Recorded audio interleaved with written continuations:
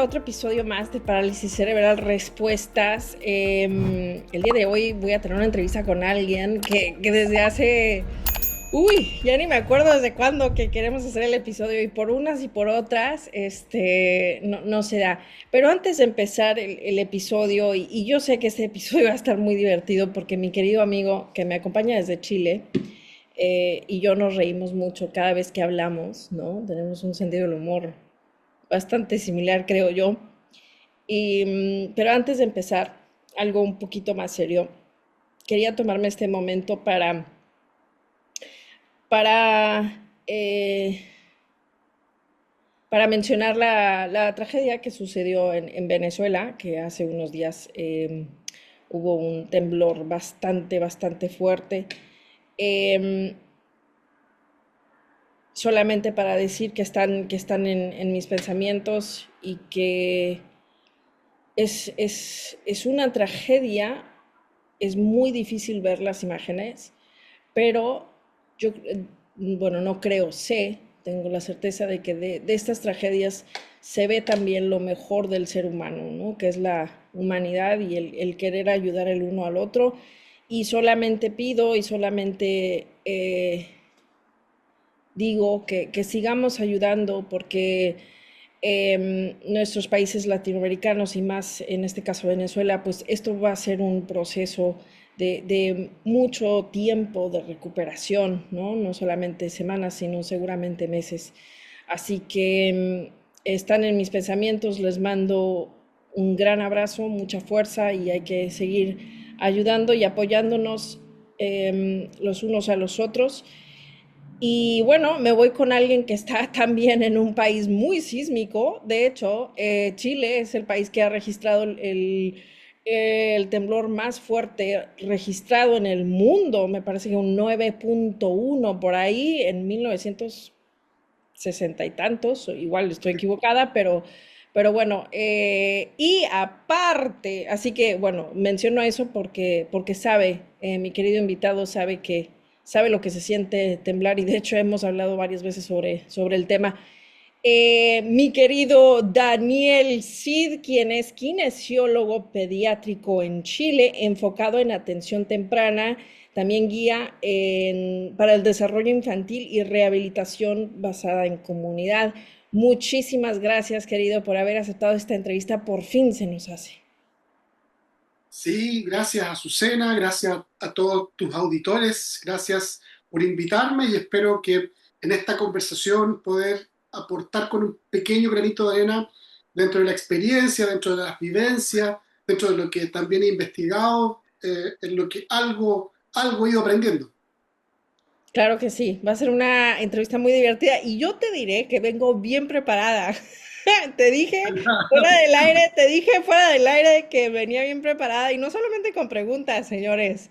Vengo preparada porque aunque el chileno es mi acento, uno de mis acentos favoritos latinoamericanos, hoy tengo un libro muy importante que es el homenaje lingüístico al cotidiano chilensis, o sea, al chileno. Para entender por ahí, si no le entiendo a mi querido Daniel o me saca términos, yo ya vengo preparada con mi... Sí, los extranjeros que vienen a Chile, el lenguaje es lo más difícil de entender acá en Chile. sí, o por ejemplo, hay una... Le viste el ojo a la papa. O sea, ¿cómo? Pero Azucena, ¿Qué es esto? O sea, ya no. empezamos con conceptos que se arrancan de lo que quería hablar hoy día. Bueno, pero va de la mano con la participación social. La sexualidad es una dimensión muy importante en el ser humano. Muy bien, yo no sé, yo nada más lo acabo de escoger porque es la primera página que acabo de ver, pero no sabía lo que, o sea, no sabía lo que significaba. No, el episodio no trata nada que ver con eso, muy importante, sí, pero no, nada que ver con la sexualidad. Este no, al menos este episodio no.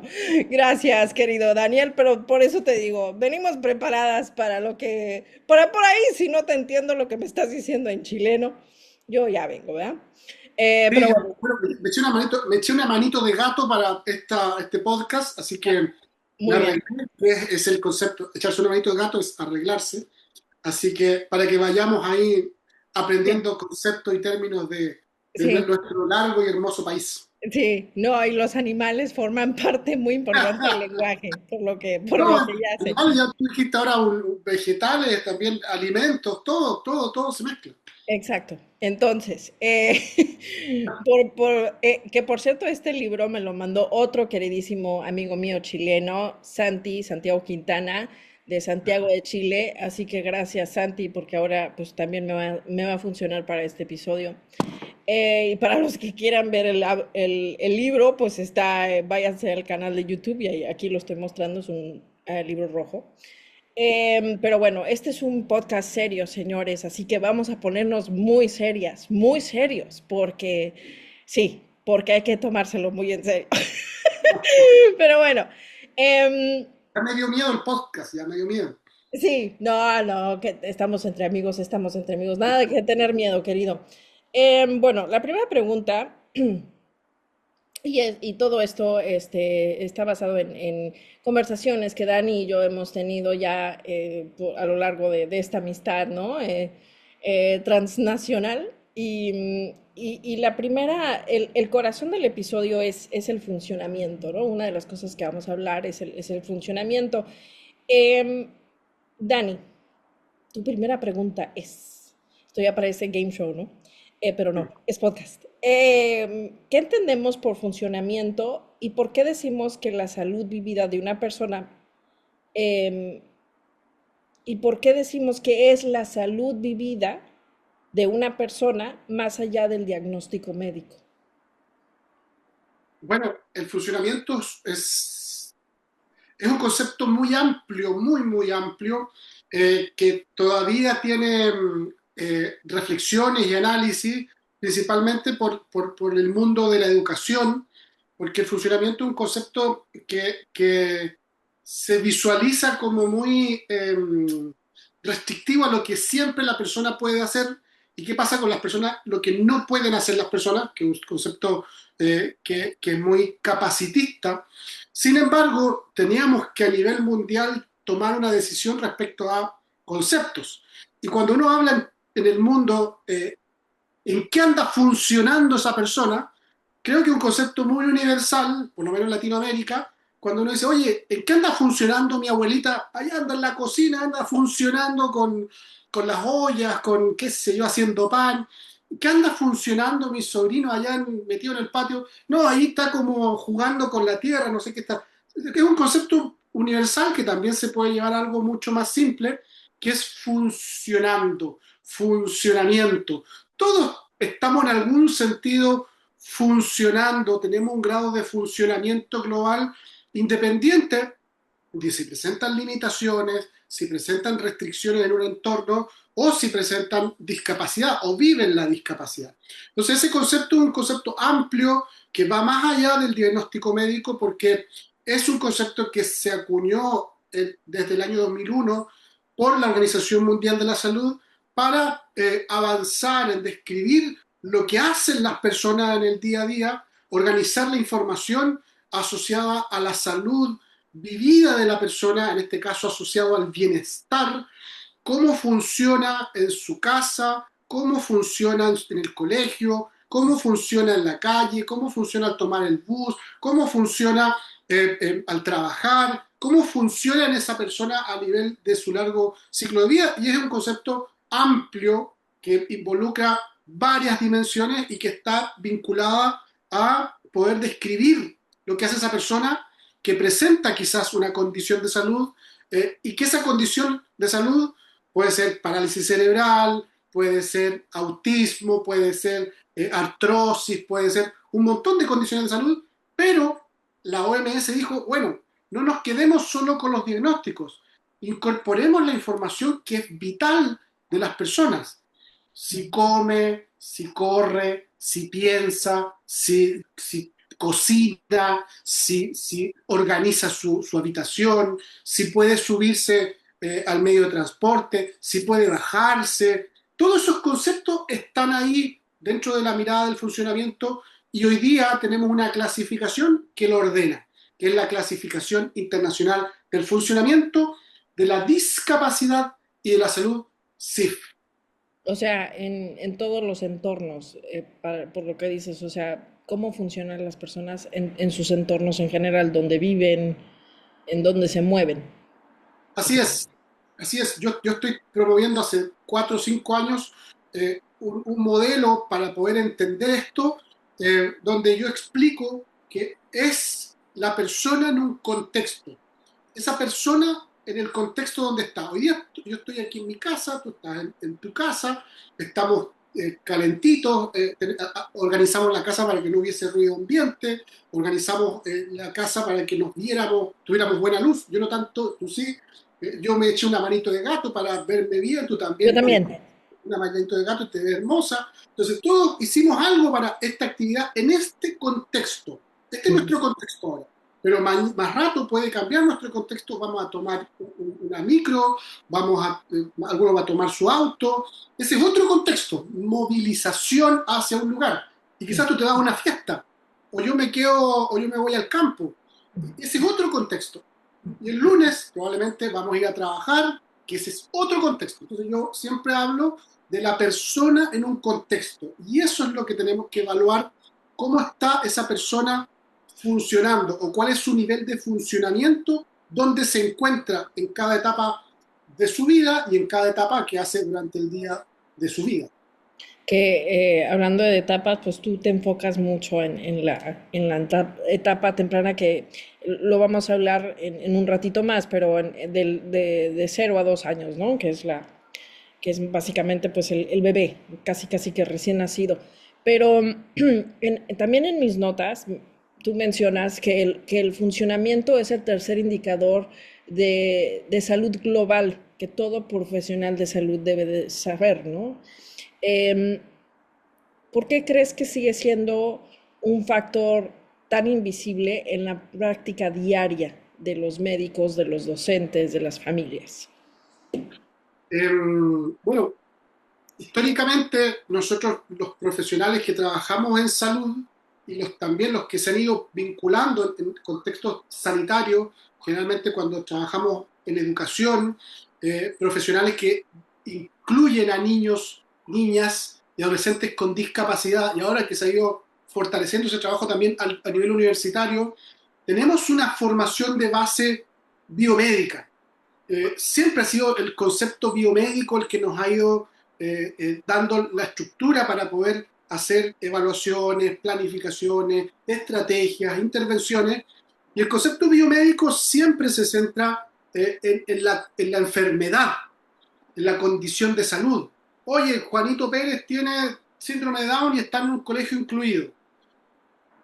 ¿Qué me importa a mí si tiene el síndrome de Down?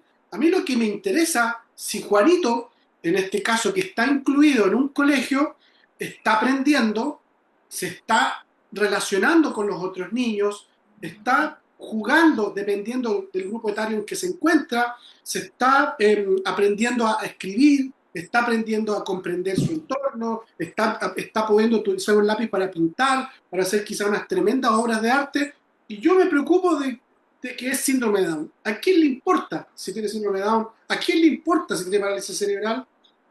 Pero es un datito importante para la planificación. Sin embargo, el funcionamiento es lo que le da la estructura, le da la forma a lo que cada uno de nosotros nos desarrollamos en esos medios donde nosotros estamos involucrados, en ese caso, en ese contexto.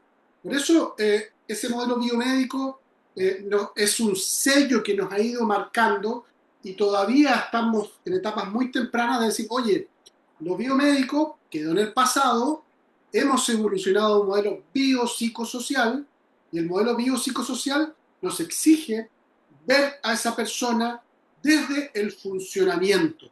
Y ese es el desafío que tenemos hoy día muchos quienes trabajamos con estos conceptos. Rosenbaum, Olaf, que son amigos míos, que tú los conoces, que son de Can Chill, y que hoy día se han hecho muy, muy populares porque se han ido promoviendo mucho más las F-words, que yo lo he visto que lo has planteado en varios capítulos, tienen de base esta clasificación internacional del funcionamiento, tienen de base el funcionamiento de la persona y tienen esa mirada de cómo participa ese bebé, niño, niña, adolescente, adulto o adulto mayor en su entorno. Entonces, el desafío es dejar atrás el modelo biomédico, entrar al modelo biopsicosocial y tomarnos de ese tercer indicador de salud, como tú muy bien lo dijiste, que es el funcionamiento. ¿Por qué es el tercer indicador de salud? Porque el más viejo, el más antiguo, es el indicador de mortalidad. ¿Por qué se moría la gente antes? Después apareció los indicadores de morbilidad, que hace que la gente se muera, enfermedades crónicas. ¿Qué ocurre con su sistema orgánico de qué estaba pasando, por qué la gente se va complicando, algunas enfermedades se van mezclando, la morbilidad de las personas, y ahora, desde estos últimos 5 o 7 años, se ha ido promocionando el funcionamiento como el tercer gran indicador de salud para describir lo que hacen las personas en sus contextos, en los hospitales, en los centros de salud, en los centros de rehabilitación, en las escuelas, en la comunidad. Y con eso se cruzan otras variables que para mí me apasiona tanto y espero no aburrir describiendo estos conceptitos que son universales y que ningún profesional que sea de la salud, ningún profesional que trabaje en inclusión no debería no conocerlo. Que por cierto, hablando de eso, tú eres instructor certificado de la clasificación internacional de funcionamiento de la discapacidad y la salud, la CIF, ¿no? Em, por la OMS. Y Sí, creaste Funcas, que es una herramienta como para todos entender un lenguaje común, por lo que yo entendí. Ahora explícale qué es Funcas a toda la gente que nos está escuchando. ¿Y por qué lo creaste tú? sí, bueno, te cuento un poquito de historia mía que quizás puede aburrir, pero quizás puede ser entretenida, la voy a ser un poquito más entretenida. Eh, yo como profesional de la salud, del ámbito de la rehabilitación profesional sanitario, me fui metiendo en educación. Tuve la fortuna de entrar en educación el año 2010 como fisioterapeuta, kinesiólogo, terapista físico en jardines infantiles.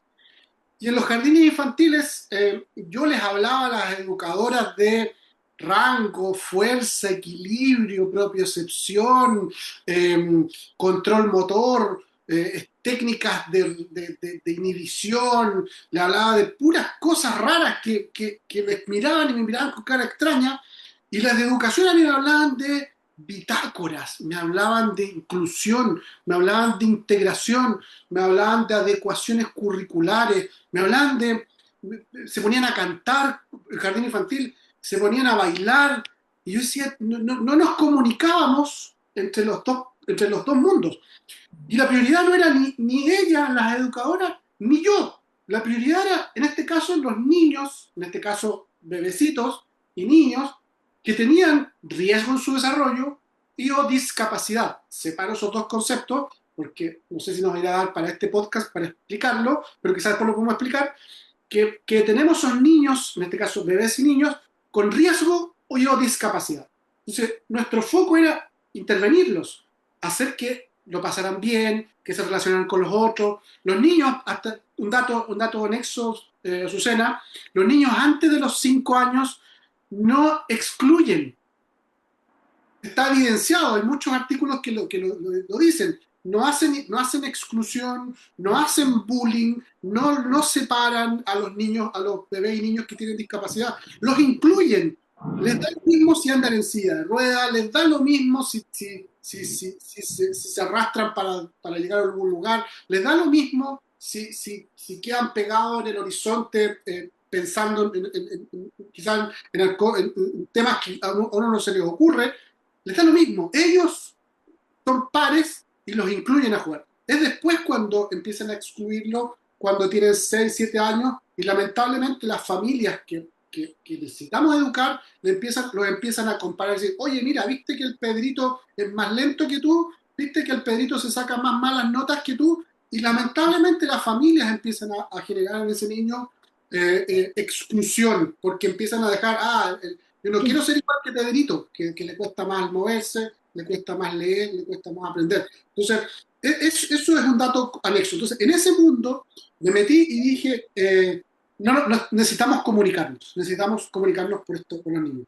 Y ahí es donde yo me tomé de la clasificación internacional del funcionamiento CIF, la fortalecí en educación y me di cuenta de que habían conceptos muy simples de entender que estaban en la clasificación, simples de entender por la familia, por la educadora, por los técnicos, por los auxiliares, y, y empecé a implementar estrategias de evaluación con uno de mis niños símbolos, que es Carlitos, y Carlitos, con la mamá no lográbamos colocarlo boca abajo, lloraba todo el rato, 2 años y medio, no lográbamos sentarlo, no lográbamos hacerlo caminar, tenía diagnóstico de parálisis cerebral, y en 6 meses, con lenguaje universal, comunicándonos, educándonos, llegando a una forma de comunicarse, Carlitos logró hacer, con la estrategia que yo incorporé en educación, girarse, sentarse, incluso caminar con apoyo, que fue para mí maravilloso, todavía la mamá me lo agradece, porque logramos hacer hitos que no estaban, no lo logramos en un jardín, eso se hace en centros de rehabilitación, y por eso yo soy pro que todo el equipo seamos transversales, familias, educadores, médicos, especialistas, y todos transversales por los niños y bebés que tienen retraso de desarrollo y discapacidad, y es ahí donde entré con esta clasificación para poder tener un lenguaje común.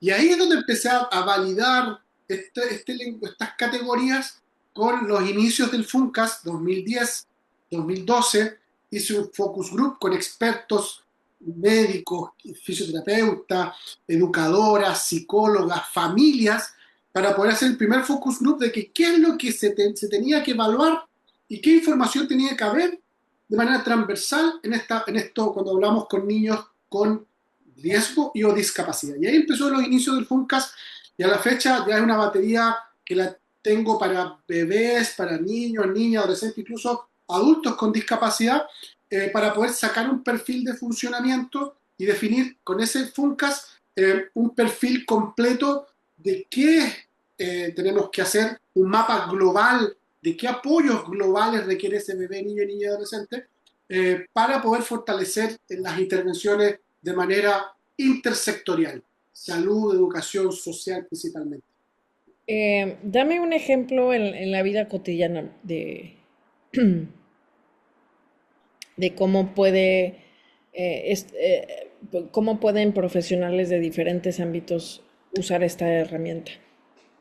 Ya, el ejemplo que más me sirve y es más universal y que nos pasa con todos los bebés, niños, niñas y adolescentes, hoy día es una variable común se asocia al mal uso del celular y al mal uso de las tablets y al mal uso del- del- de estos elementitos que encierran en un mundo a los bebés, niños y niñas y adolescentes en general, pero también a los niños con discapacidad, es cómo está durmiendo el bebé, niño, niña, adolescente. El sueño es una variable que es clave para todos. Todos necesitamos descansar en el día, en la noche. Tenemos que apagar el switch. Nuestras hormonas están organizadas para que a tal horario uno duerma, descanse, ojalá entre 5, 7, 10 horas. Algunos que con 5 están listos, 4 horas están listos, otros con 8. En mi caso, yo necesito 8 horas para dormir y siempre se ríen porque necesito 8 horas o si no ando mal. Entonces, esos horarios son claves. Una de las preguntas que incorpora el FUNCAS es ¿cuántas horas de sueño tiene su hijo? Entonces, algunos te dicen menos de 5 horas, entre 5 y 7 horas, más de 7 horas. Esa es una sola pregunta. Y con esa pregunta uno saca un montón de información para poder educar a las familias, educar a los profesionales de educación, educar a fortalecer el trabajo en salud. Y poder decir, bueno, ¿por qué Francisca duerme menos de 5 horas? Ah, mira, tiene diagnóstico de autismo. Ya, pero eso significa que porque tiene diagnóstico de autismo duerme menos de 5 horas, y ahí uno empieza a investigar. Mira, es que desde toda la vida ha dormido mal. Chuta, tenemos un dato ahí importante que no lo estudiamos, que lo identificaron en educación, que rebotó en salud y que han pasado 7 años y que nadie se le ha puesto el ojo con una variable tan importante de cómo duerme ese niño, en este caso esta niña. Segundo, si duerme tan pocas horas, ¿qué variables influyen para que duerma pocas horas? ¿Es una variable biológica? ¿Es una variable contextual? ¿Se está evidenciando mucho un nivel de estrés en la familia. Recordemos que cuando tengo un niño con discapacidad, 2, 3, 4, 5 años, hay una etapa que la familia tiene que ir entendiendo que está viviendo con un niño con discapacidad, que es la etapa del duelo, que en algunas familias se extiende ese periodo por mucho tiempo, y ese duelo puede influir en que ese niño no esté durmiendo bien, que ese niño no esté aprendiendo, que ese niño no esté yendo a sus terapias o no se fortalece sus terapias porque la familia cree que no sirven o van a 25.000 profesionales para poder entender lo que le está pasando a su hijo o hija. Y es ahí donde nosotros tenemos que poner el foco para poder hacer intervenciones. Entonces, esa es una de las preguntas. Tiene, insisto, el instrumento en aplicarse se demora 25 minutos, 20-25 minutos, y te saca una foto pero completa del bebé, niño, niña, adolescente y adulto que tiene discapacidad. Con mucho gusto ahí hacemos un podcast especial de FUNCAS y Sí, sí, sí. Y de hecho, igual la próxima pregunta que te voy a hacer em, se extiende un poquito hacia esta herramienta. Cuando tú y yo hemos hablado, hablamos como que siempre en bebés, ¿no? Que ese es uno de tus enfoques, de tu trabajo, de tu pasión, que se hable de bebés, niños, niñas, ¿no? De esta ventana de oro, si se le puede así decir, qué bonito, mira. Dani está poniendo para los que no pueden ver, mira que es una bebita así, ¿no? claro, claro, es que esta bebita tiene una función muy interesante porque hace uno de los hitos que es clave en el desarrollo infantil. Bueno, le encuentro dónde es que tenía el interruptor, aquí está. Entonces, este gatea. Ah, Gate, le vamos a poner a Azucenita, ¿qué te parece? Está muy bonita. Bebita. Ya me gustó. Ya. Está muy bonita la bebita. La mini Azucenita.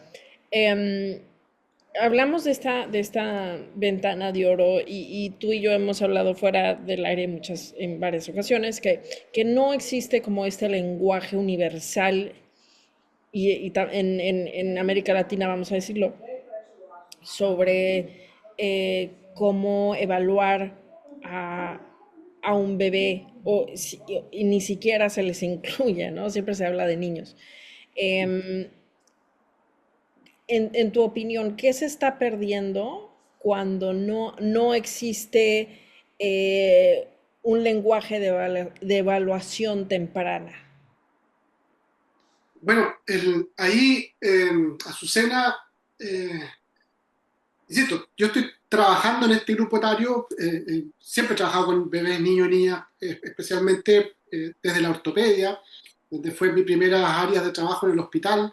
Ahora justo con el terremoto que pasó en Venezuela, yo desarrollé un proyecto en Talca, en la región del Maule, cuando tuvimos un terremoto de 8.8 grados, que por un lado es muy bueno que Chile tiene una norma antisísmica que desde la década del 70 se está implementando, entonces las construcciones tienen que tener estándares súper altos para que se construya, lo que no ocurrió y no ocurre en Venezuela, por eso vimos tantos edificios y tantas casas que han sido tan terribles lo que está viviendo allá en Venezuela. Entonces el 8.8 que tuvimos en Chile el 2010, eh, eh, como trabajaba en ortopedia infantil, también me voy a tomar 30 segundos, desarrollando un proyecto de acompañar a las familias rápido después del hospital, porque ya no estaba en el hospital, algunos tenían casa. Entonces el hospital se había venido abajo, más del 60-70% del hospital se nos vino abajo. Entonces lo que teníamos que hacer intervenciones rápidas y tuvimos que desarrollar un modelo de atención domiciliaria para, con pacientes que estaban en etapas agudas y subagudas, porque teníamos que ver a otros que llegaban y otras enfermedades que se iban desarrollando en el tiempo. Entonces desarrollamos un proyecto de acompañamiento al domicilio que se llamaba programa PACDE, Programa de Atención Kinésico Domiciliario de Emergencia. Entonces, dentro de ese programa nos dimos cuenta que había que seguir simplificando la terminología, buscando estrategias de intervención, desarrollando políticas, y ahí es donde yo me empecé a meter un poquito más en la política para poder fortalecer estrategias, desarrollo de programas, asesorar también, de ahí fue metiendo, asesorar ministerios, no solamente acá a nivel nacional, sino que también a nivel internacional. Y entendí que había que tener algunos conceptos que son universales.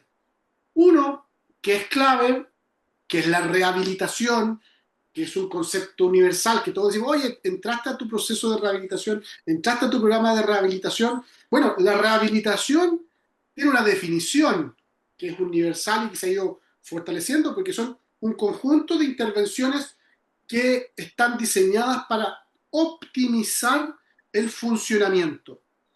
Optimizar el funcionamiento, que nos quede este concepto para siempre.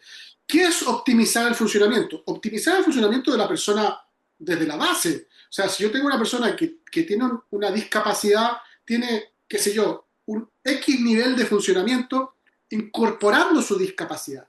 ¿Qué pasa si esa persona tiene una fractura, tiene una caída, tiene una lesión, tiene una neumonía? Baja su nivel de funcionamiento. Entonces yo tengo que, bajo ese nivel de funcionamiento, optimizarlo, seguir, volver a lo que tenía antes.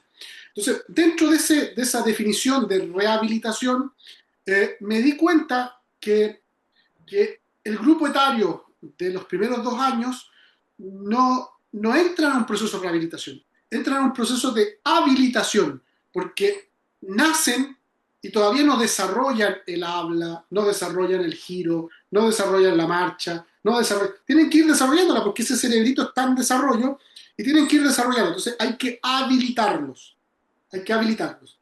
Y ahí me di cuenta que el grupo etario de 0 a 2 años, cuando me puse a revisar la literatura respecto a indicadores en el mundo de qué se está haciendo en ese grupo etario, está muy invisibilizado. Hay pocos datos respecto a estudios nacionales de discapacidad en bebés, o en este caso niños y niñas, como se les llama, menores de 2 años. Los censos que hacen a nivel mundial, no hay información como clara de qué hace ese bebecito menor de 2 años. Siempre se habla de el mayor de los 2 años. Y por eso el concepto para universal uno habla de niños y niñas y adolescentes. Cuando uno te habla de niños, y se los pido ahora a todos los que están escuchando, niño o niña, uno no piensa en que ese ser está aprendiendo a decir mamá, papá, agú, está aprendiendo a girarse, ponerse de pie y empezar a caminar. Cuando uno piensa en un niño o niña, uno piensa de inmediato un niño en un balancín, piensa en un refalín, piensa en ese que se está subiendo un auto con su juguetito, no piensa en ese que está habilitándose o que se está aprendiendo etapas de acciones muy tempranas. Y por eso es que yo, dentro de esa mirada más política y también de estrategia, es donde estoy promoviendo a nivel latinoamericano, de habla hispana, incorporar el concepto bebés y hablar de bebés, niños, niñas y adolescentes. Porque ese grupo etario, uno, tiene una ventana de oro, de una esponja de requerimientos por la mamá, por el papá, por la abuela, por el amigo, por el vecino, por todo, para que se desarrolle. Y tenemos ahí un grupo etario que tenemos que fortalecer la investigación, especialmente en aquellos bebés que tienen riesgo asociado a condiciones de salud que lamentablemente se diagnostican tarde y que lamentablemente se intervienen tarde porque estamos esperando el diagnóstico, porque estamos esperando la resonancia, porque estamos esperando el examen genético y estamos perdiendo ese periodo de oro donde deberíamos estar haciendo intervención temprana de ese grupo. Entonces, por eso yo estoy promoviendo dentro del habla hispana el concepto de bebés.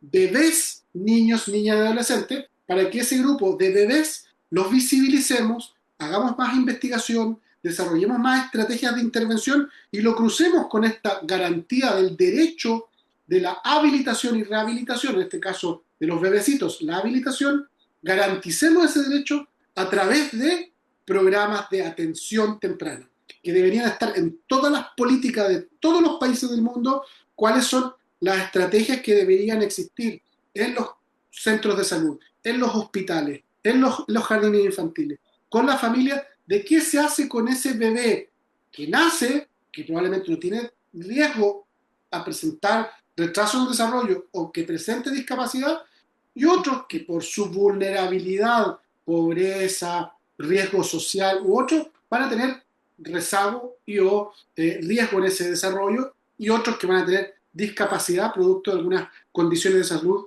que se van a ir generando, y como en tu podcast es del mundo de la parálisis cerebral, es que se identifique tempranamente ese diagnóstico y que tempranamente también se hagan intervenciones. Em, Qué interesante, Dani. ¿Por qué crees que esa primera infancia termina siendo tan rezagada en los sistemas de salud, de política, de educación? Em, y qué crees tú que cambiaría si lo nombráramos, si nombráramos bebés desde el principio? Igual ya lo hablaste un poco de ello en esta pregunta previa, pero ¿por qué crees que está tan rezagado y qué cambiaría Eh, si lo bueno, nombráramos desde el principio?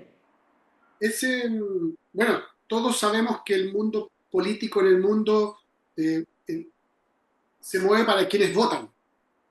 Los niños y las niñas no votan. Es una variable que es clave y que va a incidir en quienes hacen política. Eh, los que hacen política se llenan la boca de que hay que trabajar por los bebés, hay que trabajar por los niños, hay que trabajar por las niñas. Y hoy día vemos un mundo que no está preocupado de ese grupo etario.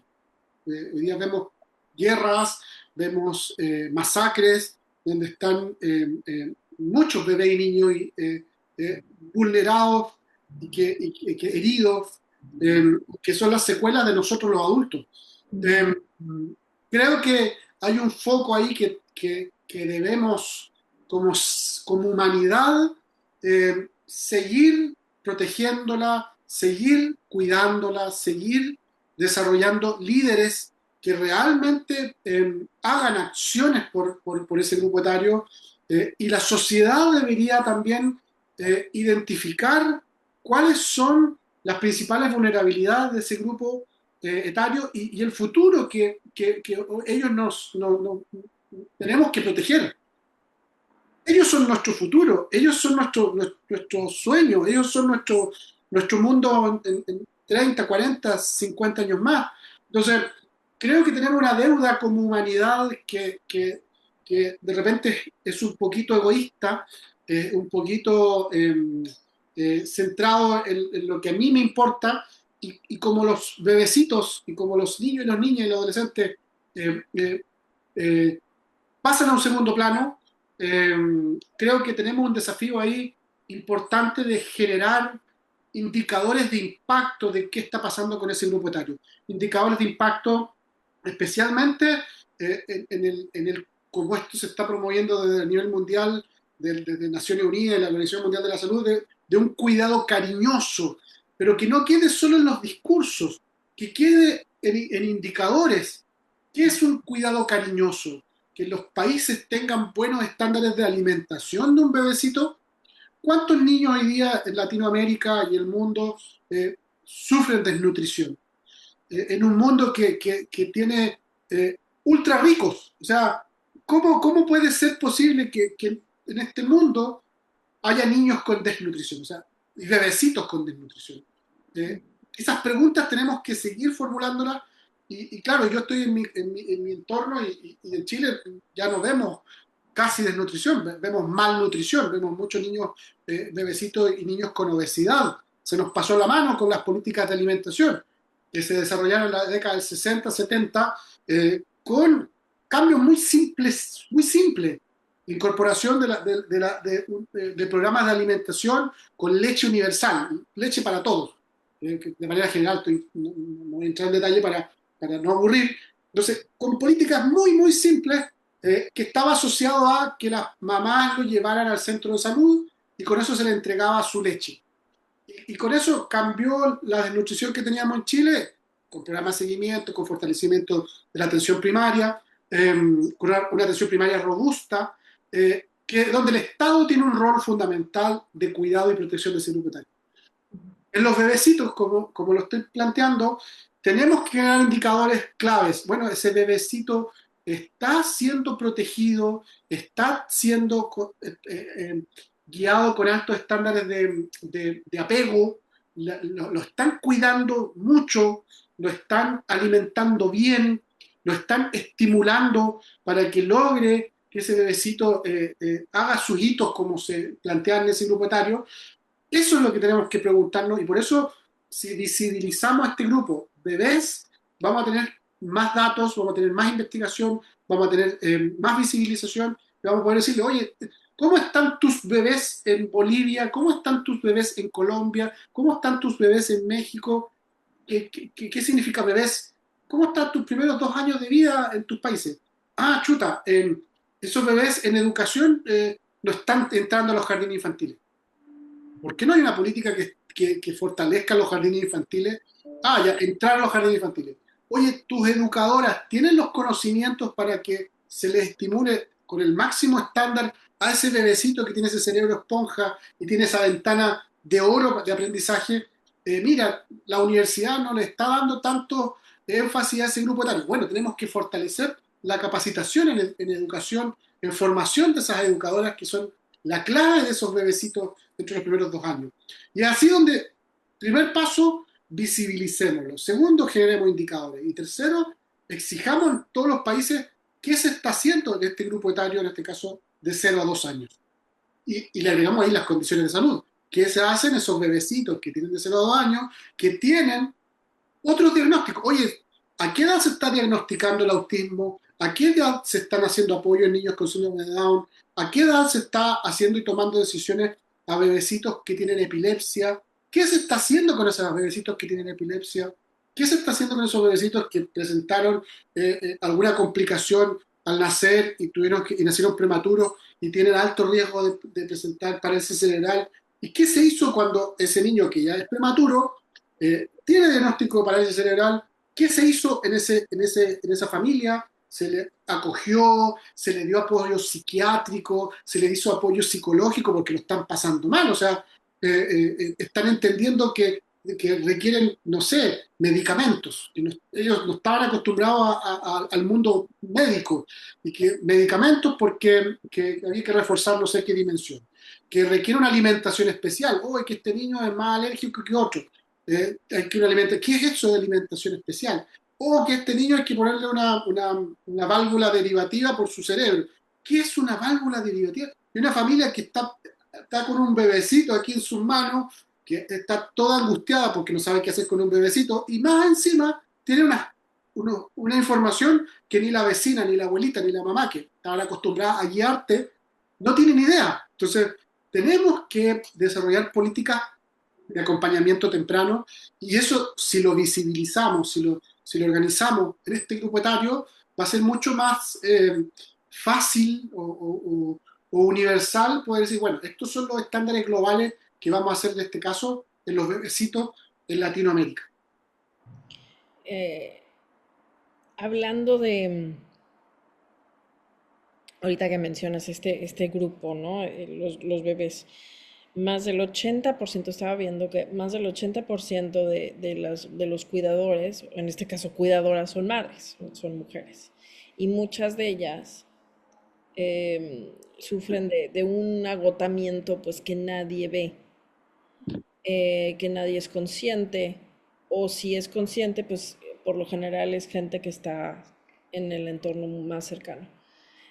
Hablando de la herramienta que tienes y que tú creaste, ¿cómo Funcas, porque esto es algo que se me hace súper interesante, puede ayudar a visibilizar este agotamiento que sufren las madres? ¿Cómo puede ayudar a visibilizar y que se puedan convertir como en demandas em, visibles hacia, por ejemplo, vamos a decir, hacia el Estado, ¿no? Hacia los gobiernos? Em, ayudando con el lenguaje, o sea, ¿cómo puede ayudar esta herramienta que tú creaste a las mamás, a los papás? Bueno, como tú muy bien lo dijiste, el cuidado es otra dimensión, o sea, esa otra dimensión. O sea, tenemos los bebés, niños, niños, adolescentes, ese proceso de desarrollo que es totalmente diferente en los primeros 2 años, después cambia otro poco en los 6, 7 años, después cambia de nuevo por la preadolescencia, y ahí entra ese concepto que tú me dijiste, mirarle el ojo a la papa, entre los 13 y 14 años, ahí aplica mucho ese concepto, eh, y para que lo averigüen también. Y dentro de ese proceso está el cuidado, o sea, obvio que un bebecito y los niños en los primeros años de vida requieren mucho cuidado, sobre protección, apego, cariño, amor. Eh, Sin embargo, tenemos esos bebés y niños y niñas adolescentes que presentan discapacidad. Y ese es otro mundo que hay que seguir analizándolo, que hay que seguir investigando, que hay que seguir desarrollando indicadores y estrategias y áreas de desarrollo. Pero ahí entra una dimensión que es clave, que es el cuidado. Eh, y ese cuidado, como tú muy bien lo dices, que más del 80% son mamás, son mujeres. Eh, Como dato también, yo hice una investigación en el 2014, yo me la que quería dar quería meterme en el mundo de la economía de la salud, y hice una investigación bueno, ¿qué pasa con estas familias y qué pasa con el gasto de esas familias? Y, y más del 50%, eso también está, hay literatura también extra que se encuentra, que más del 50% se dedica solo a cuidar y dejó de trabajar. Entonces, que es súper importante el desarrollo humano de una persona, de tener su sueldo, de tener su contexto laboral, muchos de sentirse como que aportan al universo, creen que el trabajar es una variable muy importante. Sin embargo, el trabajar como cuidador es una variable súper importante que hoy día los países están avanzando en políticas de que el cuidado sea reconocido, que el cuidado sea reconocido como una dimensión laboral. Y esa dimensión del cuidado, como te lo digo, muchas personas dejan de estudiar, muchas personas dejan de trabajar por cuidar.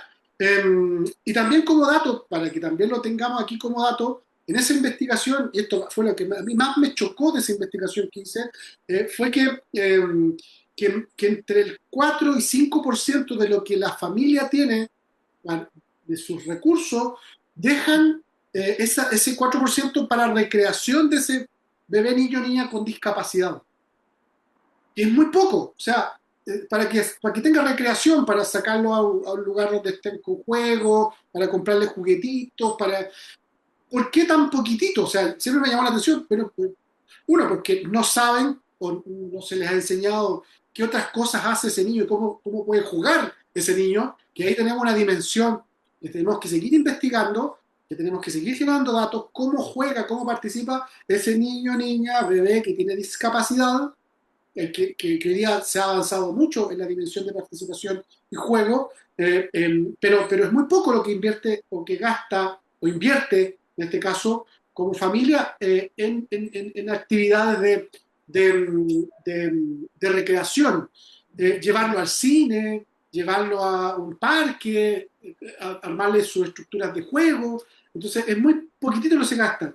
Entonces, dentro de esa dimensión, cuando uno habla de cuidar, y nos volvemos al FUNCAS, evalúa la dimensión de la familia. Tiene una dimensión de la familia. O sea, tiene la dimensión del bebé, niño, niña, adolescente, donde incorpora información de salud y bienestar, incorpora información del funcionamiento de este bebé, niño, niña, adolescente, y incorpora dos variables más, que es el contexto familiar y el contexto, en este caso, educativo. Porque ese bebé, niño, niña, adolescente, donde está mayor parte de su tiempo, está en contextos educativos. Entonces, cuando tomo la variable de familia, considero si esa familia está apoyada por la dimensión sanitaria, que es una variable que lo pregunto, ¿cómo se siente usted apoyada por su contexto sanitario? Si tiene los recursos para poder resolver las necesidades de su hijo, que es de manera general, y si dentro de la red, en este caso de educación, se han hecho las adecuaciones en su colegio para poder hacer los procesos de participación de su bebé, niño, niña, adolescente que presenta discapacidad. Entonces, esa información la toma el FUNCAS y esa información uno la visualiza como un facilitador o barrera que nosotros, equipos, salud, educación social, debemos tomarla para poder decir, bueno, ¿qué hace la educadora por esto? ¿Qué hace la trabajadora social por esto? ¿Qué hace la red de salud, en este caso, si va fonoaudiólogo, va al neurólogo, va al fisioterapeuta, al kinesiólogo? ¿Qué hace por eso? Y ahí es donde la familia también te entrega también otros datitos que, como te lo estoy planteando, son importantes. ¿Sabe qué? Dice, ¿sabe qué, doctor? Es que no me da los recursos para poder mejorar, comprarle más juguetes porque estoy pagando un crédito, porque mi hijo se fue a una cirugía. Porque, insisto, cuando tenemos niños, niñas y bebés o adolescentes o adultos con discapacidad, no tienen solo la condición de base, empiezan a tener otras comorbilidades y esas comorbilidades va a requerir que tengan que ir a una cirugía, si son de zonas alejadas va a tener que tomar un bus, va a tener que pagar hospedaje, va a tener que quedarse en el lugar, va a tener que comprar medicamentos, va a tener que, mientras ese bebé, niño, niña presenta esa cirugía, una cirugía de cadera, cirugía de columna, cirugía abdominal, cirugía cardíaca, qué sé yo. Entonces, son procesos que se van dando y que de repente son invisibilizados o que de repente a los profesionales se nos olvida. Oye, no, si tiene discapacidad. Bueno, pero ¿qué ha pasado con ese bebecito, niño, niño, adolescente durante su vida? ¿Por qué faltó 3 meses al colegio? No, es que tuvo una cirugía, ya, pero ¿cómo afectó esa cirugía a esa familia? Eh, Poco o nada uno se nos ocurre preguntar qué más necesitará esa familia. Le cambió la estructura a la casa. Antes quizás necesitaba bastones, ahora necesita una silla de ruedas. Tuvo que cambiar la casa, tuvo que arreglar las puertas, tuvo que arreglar el baño, son variables que se nos olvidan. Y esas son súper importantes cuando hablamos de qué hace ese cuidador, cómo está la sobrecarga de ese cuidador. No es lo mismo, y eso lo estoy trabajando con Karen Gudiel de Guatemala, desarrollamos un proyecto que se llama DACA, para ver la sobrecarga de las mamás, familias que tienen niños con autismo. El DACA es para la dimensión del autismo, y te estoy contando otra dimensión que desarrollamos un proyecto muy bonito y desarrollamos la escalera de cuidados y la escalera de sobrecarga al cuidador.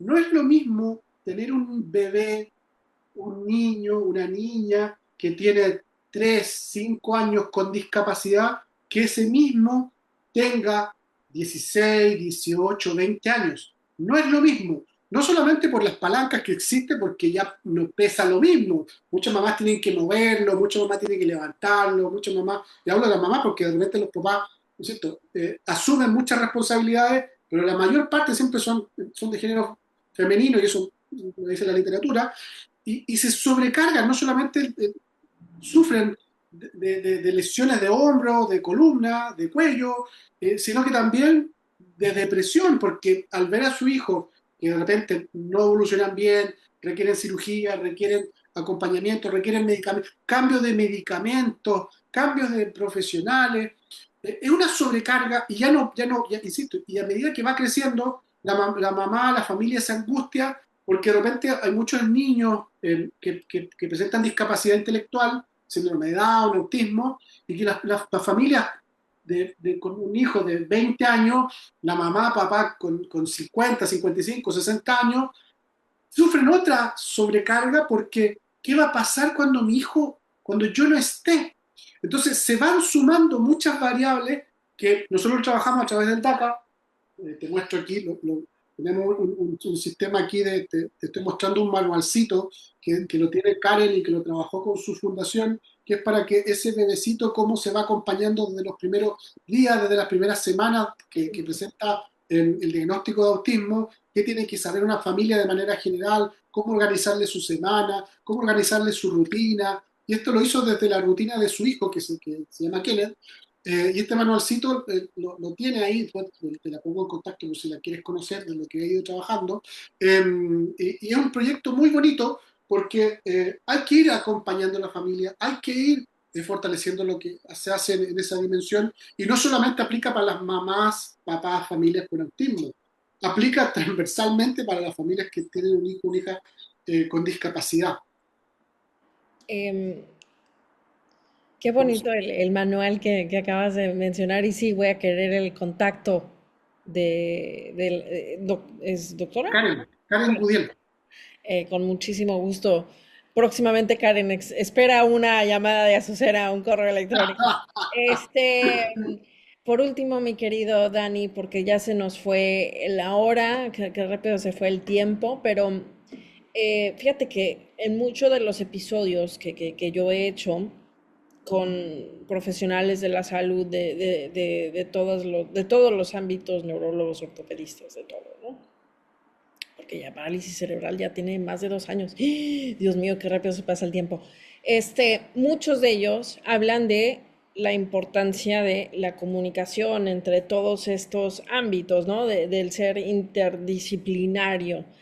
En tu opinión, eh, cómo puede el unificar criterios entre la evolución de la discapacidad, la rehabilitación y la educación, ahorrarle años de angustia a la familia? Que igual ya lo acabas de mencionar un poco, pero ¿cómo puede ahorrarle años sí, de angustia que muchos de ellos, y yo hablo con muchísimas madres de todas partes del mundo, y hay esta ansiedad, esta angustia al no saber, ¿no? ¿Qué va a suceder? ¿Qué hace falta para que ocurra, en tu opinión, de manera inclusiva y con un lenguaje universal? Eso es lo que tú me dijiste que iba a ser difícil en el podcast, ¿o no? ¿O vino algo más difícil? Qué difícil pregunta, qué difícil ese análisis. Bueno, lo más importante creo que eh, es sinceridad, sinceridad de los profesionales que trabajamos con personas con discapacidad.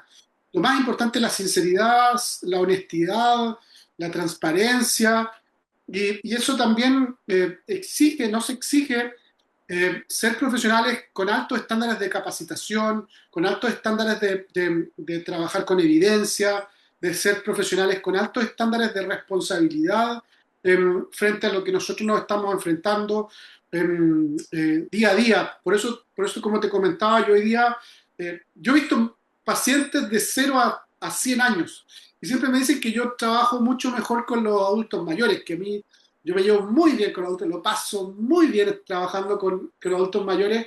Y me dicen, ¿por qué no te dedicas a los adultos mayores si es tu área que tú te aman, te adoran, lo pasas bien? El problema es que con los adultos mayores yo engordo. Porque, claro, porque uno los va a ver, los va a atender y si uno va temprano te tienen el segundo desayuno. Si va a la hora de almuerzo, te tienen otro almuerzo. Si va a la hora del té, te tienen una cosita ahí para las galletitas. Y se va como se dice en Chile, la once, que es como la cena, se llama la once, la cena, también te tienen once. Entonces, es terrible porque uno cuando los va a ver, con el cariño que te reciben, uno come 2 veces. Entonces, es una variable porque no lo estoy haciendo. Segundo, y aquí entro porque lo llegué a chiste, pero a mí mi área que a mí me encanta es la pediatría. Siempre he trabajado con niños toda la vida, siempre lo he hecho. Me encanta, la he estudiado, me he formado, me he ido afuera, trabajo y comparto siempre con profesionales del ámbito pediátrico. Y creo que ahí yo he sido responsable de que lo que puedo decir eh, lo digo con certeza, con evidencia, con amor, y que hay que saber también decirlo, que cuando uno aplica el FUNCAS, por ejemplo, hay preguntas que son un poquito más complejas y que hay que saber, dependiendo de cómo uno le dé la cara. También yo aplico el FUNCAS vía Zoom, verle la cara a la mamá o el papá cuando están los dos, y cómo preguntarlo, que de repente algunas preguntas son un poquito delicadas, pero sí hay que hacerlas. Y dentro de eso es como uno lleva un lenguaje cercano, con cariño, con amor, y decir, mire, ¿sabe qué? Su hijo, por las características que tiene, va a requerir probablemente cirugías. Y hay que ser sincero de que esas cirugías lo van a pasar mal, algunas no andan tan bien, algunas andan más o menos, algunas andan bien, algunas depende de cómo se vayan dando en cada uno de los niños, algunos después pueden generar dolor crónico, que hoy día no lo tiene, pero lo va a tener. va a tener más riesgo de artrosis, cuando tiene generalmente procesos de marcha con mucho patrón alterado de andar. Entonces, esas noticias hay que ser muy sincero, hay que ser muy transparente, hay que ser con mucho cariño hay que hacerlas. Pero hay que hacerlas, porque eso también los prepara a los papás a ver cómo viene el futuro, cómo ir desarrollando. Y por eso también hay una etapa que siempre es tan compleja que los papás lo viven mucho y lo pasan muy mal cuando ese niño tiene 18 años y pasa del pediatra al profesional adulto. Y los profesionales, muchos pediatras siguen hasta los 20, incluso un poquito más, y siguen como profesional de acompañamiento, pero lamentablemente ya no es un niño, ya no tiene cartílago de crecimiento esos huesos, ya los huesos tienen otra forma, ya tienen otras condiciones de base, ya lo tiene que ver otro profesional que es un profesional de adulto. Y muchas veces esos profesionales de adultos no tienen la cercanía, no tienen el cariño, no tienen el amor que tenemos los que trabajamos con niños, y es difícil. Por eso también es parte del desafío que tenemos como profesionales, que vemos el ciclo de vida completo, especialmente en parálisis cerebral.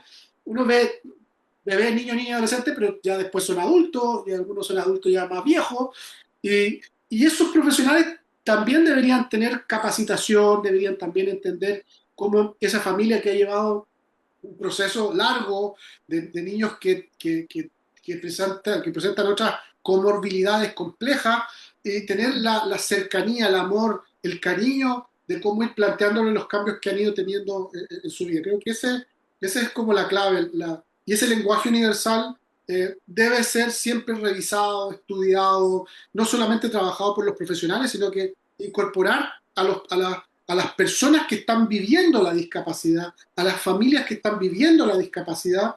Y por eso creo que es un desafío hoy día transversal de que los profesionales, técnicos y expertos trabajen de manera unida con las familias en estos procesos, y que uno de los desafíos que en el mundo se ha ido avanzando mucho esta última década, de incorporarlos en las decisiones, de incorporarlo en la planificación, de incorporarlo en lo que se tiene que desarrollar, y hay mucho que investigar, insisto. Creo que eso es un desafío. Y para cerrar quizás de esa pregunta, también hay que identificar, yo siempre en mis clases cuando hago docencia les digo a los profesionales que hay que conocer a la familia, porque hay familias que son sobreprotectoras y hay familias que son negligentes. Y esas dos dimensiones hay que identificarlas, hay que saber cómo poder llegar a los sobreprotectores, hay que saber llegar a los negligentes. Y hay un mundo medio que es como familias, como entre comillas, normofamilias, le podemos decir, que igual como que protegen a su hijo, pero ya que le dé nomás. Y oiga, su hijo tiene diplegia espástica, quiere andar en skate. Chuta, pero se va a agarrar, se va a caer, se va a fracturar, no se agarra la cabeza. Ya veamos cómo lo hacemos, o sea, algo inventaremos, pero bueno, que disfrute eso, que tenga esa sensación, porque sus compañeritos lo hacen, lo viven.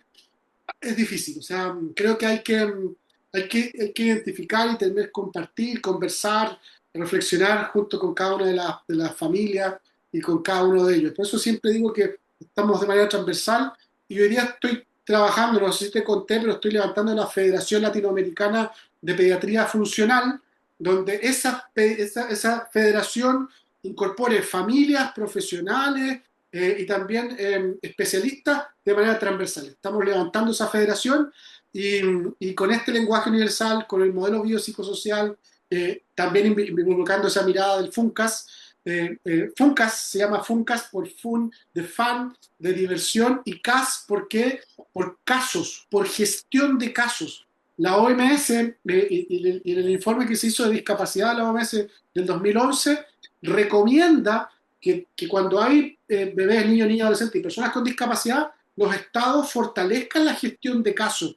Y la gestión de casos va de la mano con la continuidad de intervenciones y el seguimiento de intervenciones. Y por eso yo al FUNCAS le llamé FUNCAS por FUN de funcionamiento, pero el FUN de fan de diversión, y CAS de gestión de casos. Juntar esa información de manera general, pero de manera divertida, cercana, con un lenguaje simple, que lo comprendan todos y que sea, ojalá, hecha con cariño y amor.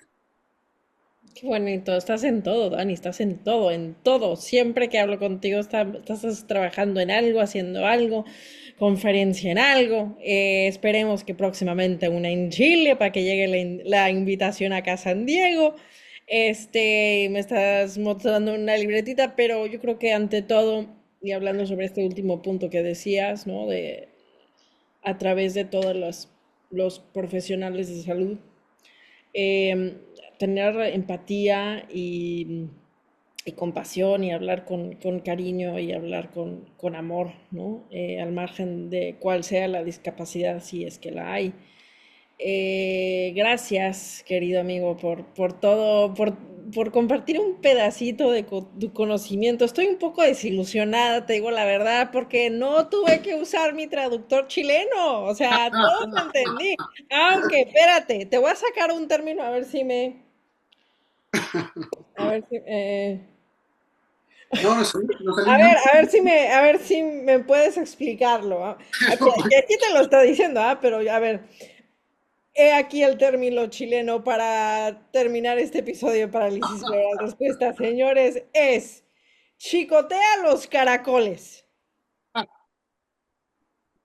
Bueno, chicotea los caracoles, ya todos sabemos que los caracoles andan lentos, ¿cierto? Ya. Entonces, para que se acelere, para que apure, para que reaccione, hay que chicotearlos, hay que darle duro para que ya mueve, mueve, mueve. Chicotea los caracoles, es un concepto muy, muy también distinto. Son muchas palabras, acá usamos muchas palabras raras, siempre asociadas con animales, metemos palabras gringas, metemos un montón de conceptos raros, damos vuelta a las palabras.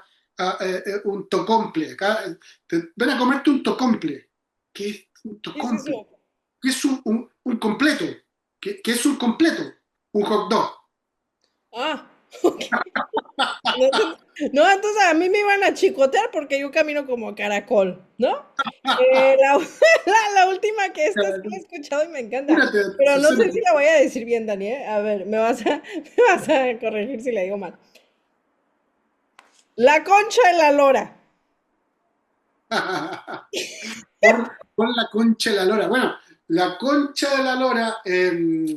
Ay, pero es que la concha de la lora. La concha de la lora. Es que yo creo que esa palabra tiene como dos. Aquí dice que es un punto georreferencial remoto apartado de toda civilización urbana al cual se trasladan numerosos especímenes humanos al día. O sea que sería como Punto Montt Es en que tiene, Chile. tiene dos conceptos. Por eso, pon la concha de la lora. La concha de la lora es como, ay, que me equivoqué, como me equivoqué, la concha de la lora, me equivoqué. Y la otra, cuando está diciendo un punto de referencia, no, eso queda la concha de la lora, como queda muy lejos. O sea, tú estás, yo O estoy sea, en la viendo, fregada. O sea, estoy en muy Puerto lejos. Montt, Ahí ya está en la... estoy en Puerto Montt, que está aquí, está la entrada a la Patagonia del mundo, esta es la entrada, y yo estoy a la concha de la lora tuya, o sea, está recontra lejos. Entonces, no, son muchos, por eso digo, si alguien viene a Chile va a encontrarse con palabras raras, aparte que los chilenos hablamos muy rápido, muy, muy rápido. Yo, como estoy acostumbrado a dar conferencias y participar de distintas reuniones, he aprendido a pausar, he aprendido a hablar más lento, he aprendido de evitar de comerme algunas palabritas que de repente nos comemos. Siempre la S, una se las come, entonces me imagino que todos se dieron cuenta la exposición que me comía las S. No es que me coma las S, porque eso que suena feo, Otra sino cosa, que... la S. No, amigo, gracias porque en este episodio yo creo que aprendí mucho obviamente, de Funcas, de esta herramienta que tú hiciste, pero de otros conceptos que igual no se piensan tanto, ¿no? Y cómo se entrelaza, y lo importante que es lo político, lo social, los modelos biofuncionales, médicos, no médicos, bueno, dices muchos conceptos, pero además aprendí cosas chilenas, o sea, palabras chilenas. Ahorita sea el final, que bueno. Espero que no me chicoteen cuando llegue a Chile, porque pues yo soy súper lenta como caracol. No sé cuándo vaya a ir, pero cuando vaya te mandaré mensaje y te vamos y te visitamos a la Concha de la Lora. Pero bueno, muchísimas gracias, querido amigo. Ha sido un placer y gracias a todos por acompañarnos. Este es un episodio más de Parálisis Cerebral Respuestas. Esto es todo por hoy. Gracias por acompañarme en otro episodio más de Parálisis Cerebral Respuestas. Si tienes alguna pregunta sobre la parálisis cerebral en español o inglés, por favor envíala a mi sitio web www.azucenagarcia.com. Gracias.